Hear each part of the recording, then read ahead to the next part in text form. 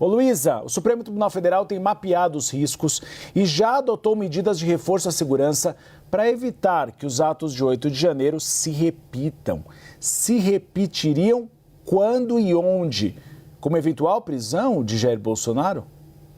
Uribe, a possível prisão do ex-presidente Jair Bolsonaro, a provável, eu diria, prisão,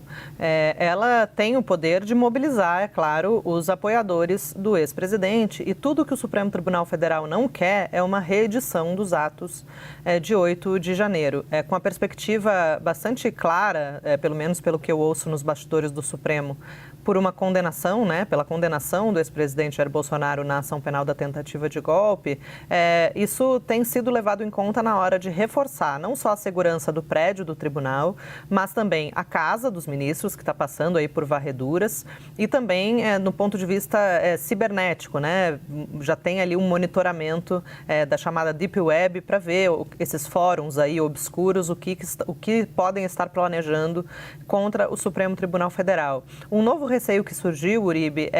no momento em que Bolsonaro eventualmente for levado à prisão, se o fato de ele poder ser levado para um quartel do Exército não estimularia, por exemplo, a criação de novos acampamentos, E acampamentos em frente ao quartel-general do Exército, aquele acampamento aqui em Brasília,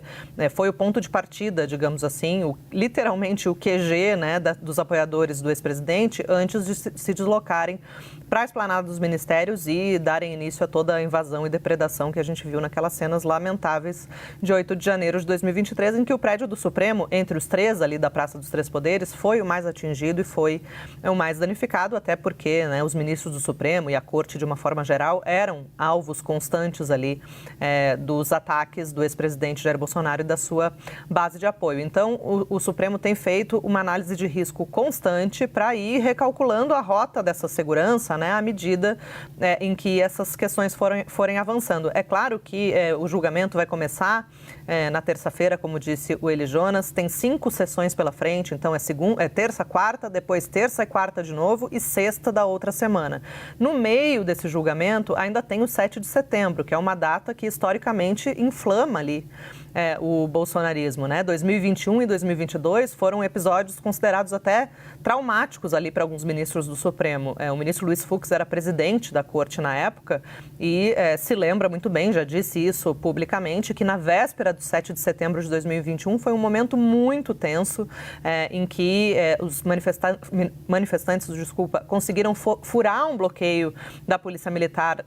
na via ali que dá acesso aqui à esplanada dos ministérios, e foi por pouco que não conseguiram entrar ali na Praça dos Três Poderes. A avaliação é de que o 8 de janeiro poderia ter acontecido ali no 6, 7 de setembro de 2021. E 2022 também foi um período, uma data tensa, nessa época do 7 de setembro, porque foi a ocasião em que Bolsonaro subiu num palanque ali na Praça dos Três Poderes, depois do desfile cívico ali que comemorava o bicentenário da independência, e fez um discurso de campanha, foi considerado inelegível por esse processo, inclusive, para além daquele outro da reunião com os embaixadores, e atacou também, ainda de forma mais indireta, os ministros do Supremo, Enfim, fez ali um discurso que também colocava pressão, digamos assim, tentava colocar pressão sobre os ministros do Supremo. Então, o julgamento tem previsão de terminar no dia 12 de setembro com uma sentença condenatória para Bolsonaro. A prisão não é imediata,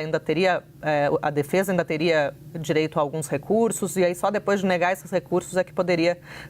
ter iniciado o cumprimento da pena. De qualquer maneira, desde agora, o Supremo já está se antecipando para prever esses eventuais cenários mais conturbados.